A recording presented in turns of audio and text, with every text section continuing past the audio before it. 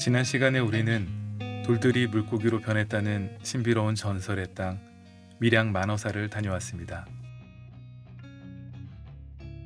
오늘은 만어사와 비슷한 점이 많은 부산 금정산 범어사를 소개합니다. 먼저 두 사찰 모두 물고기와 관련이 있습니다. 그리고 만어사 하면 가장 먼저 떠오르는 것이 바로 거대한 돌무더기 너덜건이었죠. 오늘 우리가 찾은 이곳 금정산 범어사에도 만어사 못지않은 광범위한 너덜건이 있다는 사실 알고 계셨나요? 흔히 범어사를 찾는 분들은 절집만 보고 가지만 고당봉으로 향하는 산길을 걷다 보면 거대한 돌바다를 만나게 됩니다. 무심히 보면 그저 돌무더기 같지만 이 지형은 만어사의 암괴류와 같습니다. 아까 설명 잠깐 읽어보니까 무슨 화학작용에 의해서 돌 사이에 균열이 생기면서 그 사이에 물이 들어가서 얼었다 녹았다 하며 뭐 그렇게 된다는데, 그건 쪼개지고 구르고. 밀양 만어사의 돌들이 잔잔하게 헤엄치는 물고기떼 같았다면 이곳 범어사 너덜공의 기세는 사뭇 다릅니다. 1764년 이곳을 유람한 동래부사 정엄이란 사람은 이 광경을 보고 거대한 바다 파도가 골짜기를 덮치려다 그대로 멈춰 돌이 된 것 같다고 적었습니다. 멈춰 있는 돌에서 살아 움직이는 파도의 기운을 읽어낸 것이죠. 두 곳의 인연은 이뿐만이 아닙니다. 만어사의 유래는 삼국유사에 기록되어 있죠. 그 귀한 삼국유사 판본을 소장하고 있는 곳이 바로 범어사입니다.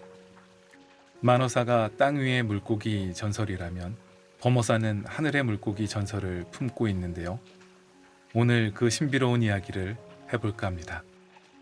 다른 사람들과 달리 저는 사찰을 둘러보지 않고 범어사라는 이름의 뿌리를 찾기 위해 금정산성의 북문을 지나 금정산 정상 근처 금샘으로 향합니다. 와, 무슨 사진 찍어놓은 만리장성 같겠다.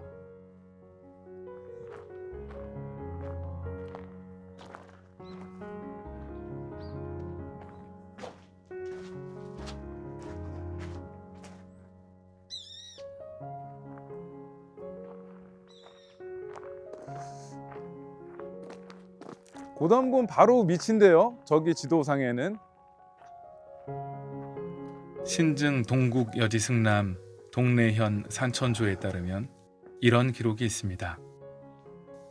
산꼭대기 바위에 금빛 나는 우물이 있는데 그 둘레가 10여 척이고 깊이는 7촌가량으로 항상 물이 가득 차 있어 가물어도 마르지 않으며 그 빛깔은 황금색과 같다. 한 마리 금빛 물고기가 오색구름을 타고 범천에서 내려와 그 속에서 놀았다고 한다. 이로 인하여 산 이름을 금정산이라 부르고 그 아래 절을 세워 범어사라 하였다. 여기서 범어란 바로 하늘나라 범천세계에 사는 신성한 물고기를 뜻합니다. 이는 단순한 전설을 넘어 이곳이 하늘의 기운과 땅의 기운이 만나는 신성한 장소라는 의미죠. 우리 선조들이 이 땅을 얼마나 신령스럽게 여겼는지 보여주는 대목입니다. 고당봉 밑으로 좀 뾰족하게 수선에 하나 있잖아요, 개 같은데.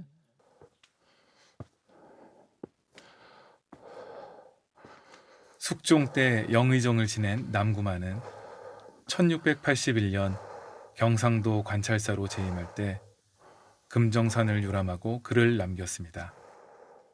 그는 실제로 금샘에 올라가 그 신비로움을 확인했다고 하는데요. 유금정산기에서 그는 금샘을 이렇게 묘사했습니다. 범어사에서 북쪽으로 꺾어 올라가는데 길이 매우 가파르고 험하여 말을 탈 수 없었다. 지팡이를 짚고 바위를 타며 올라가는데 숨이 턱끝까지 차올랐다.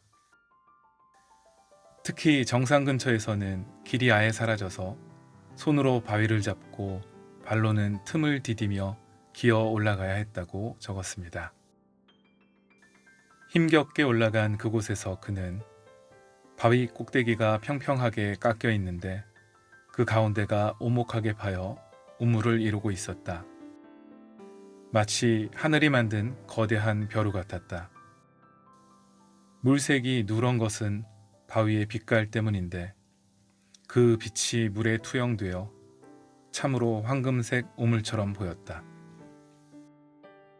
또한 그는 금샘의 물이 마르지 않는 것에 대한 추론도 했는데 주변에 흐르는 물도 없고 오직 하늘에서만 내린 비만 고일 텐데 어찌하여 가뭄에도 마르지 않는가? 참으로 괴이한 일이다.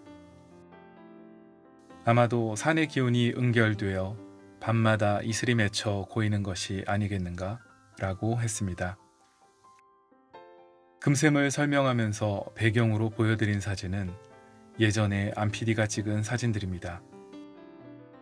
안PD는 총 4번 금샘을 찾았다는데요. 처음엔 금샘을 발견하지 못했고 이후 3번 금샘을 올랐는데 정말 신기하게도 그때마다 물이 있었다고 합니다.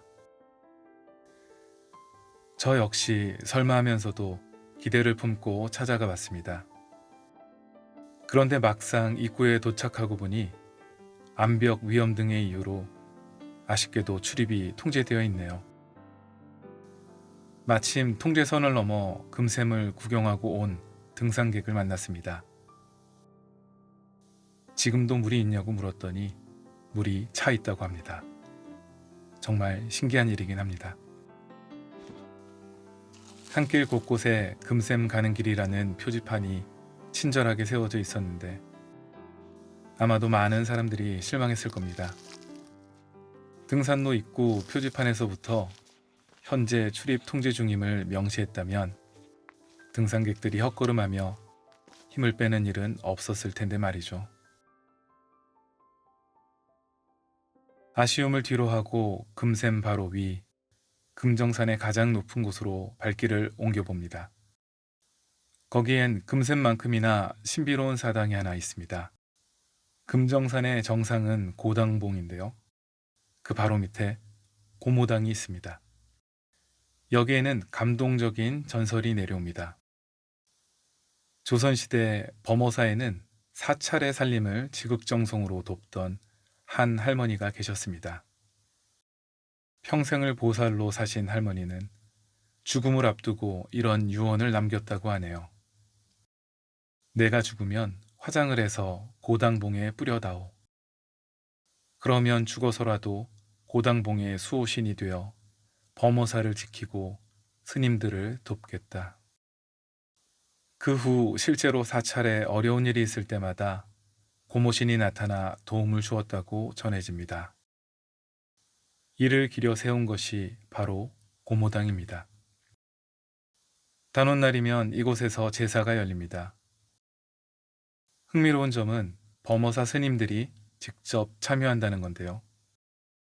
불교 사찰에서 민속 신앙의 신에게 제를 올리는 것은 종교를 초월해 산신이나 민속 신앙을 배척하지 않고 포용과 관용을 보여주는 아름다운 모습입니다.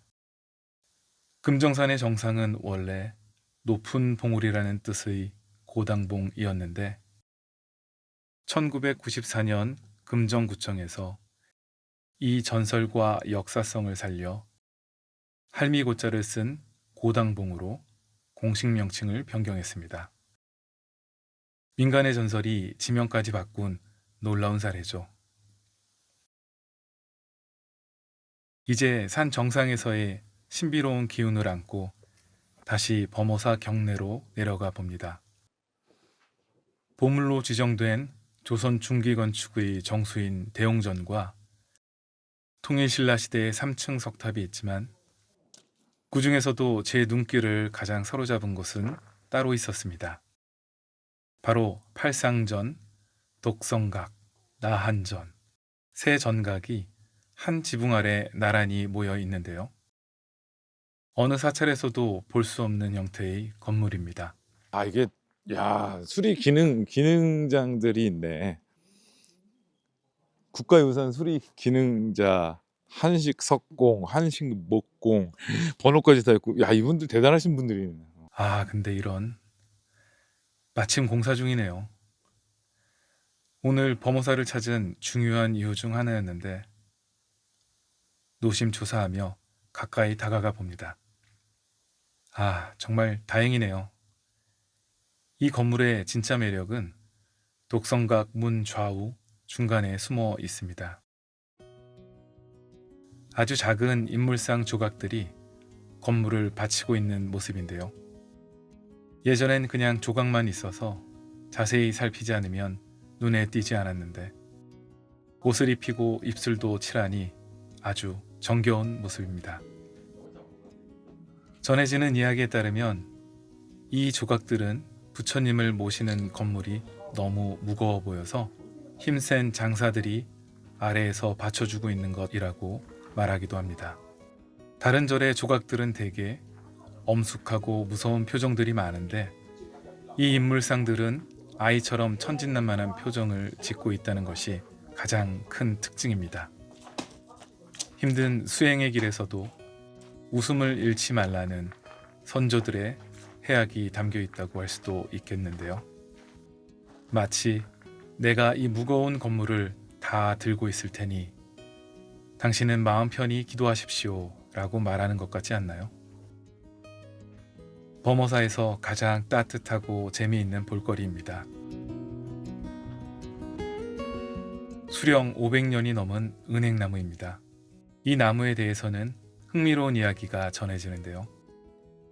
원래 대웅전 앞마당에 있었다고 하는데 임진왜란의 큰 불길 속에서도 타지 않고 살아남았고 그 영험함 때문인지 300년 전 나무를 옮기는 대공사 속에서도 죽지 않고 다시 뿌리를 내렸다고 합니다.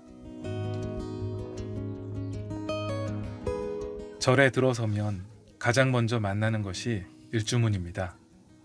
보통 일주문은 기둥이 2개인데 보물로 지정된 범어사의 일주문은 기둥이 4개입니다. 다른 절의 일주문과는 확연히 다르죠. 일주문 중앙엔 조계문이라고 적혀 있고 오른쪽에 선찰대본산이라 적힌 글귀도 주목할 만합니다. 이 명성을 세운 분이 바로 성월 스님입니다. 스님은 구한말 경어 스님을 범어사로 모셔와 꺼져가던 선풍을 다시 일으켰는데요. 이후 참선하는 수행사찰 중 으뜸이라는 뜻으로 선찰대본산이라 불린 겁니다. 예전과 달리 범어사 경내는 많이 변했다고 하네요. 숲에 둘러싸인 부도밭은 말끔히 정비가 됐고 나무 사이에서 눈에 잘 띄지 않았던 단간지주 앞에는 연못이 생겼다고 하네요. 안PD가 그 주변으로 뭔가 열심히 찾아다니는데요. 다름 아닌 성월당이라는 글자가 적힌 바위였습니다. 아쉽게도 주변 지형이 변해 못 찾겠다고 하네요. 기록 사진으로 남아 그 흔적을 확인해 봅니다.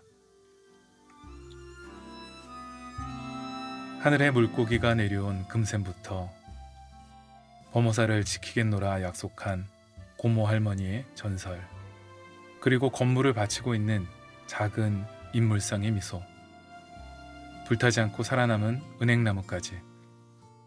범어사는 단순히 구경하는 절이 아니라 문헌 속에 살아있는 역사와 사람들의 마음이 겹겹이 쌓인 공간입니다. 여러분도 범어사에 가신다면 남들이 다 보는 대웅전뿐만 아니라 이 숨겨진 이야기 주인공들을 하나하나 찾아보시길 바랍니다.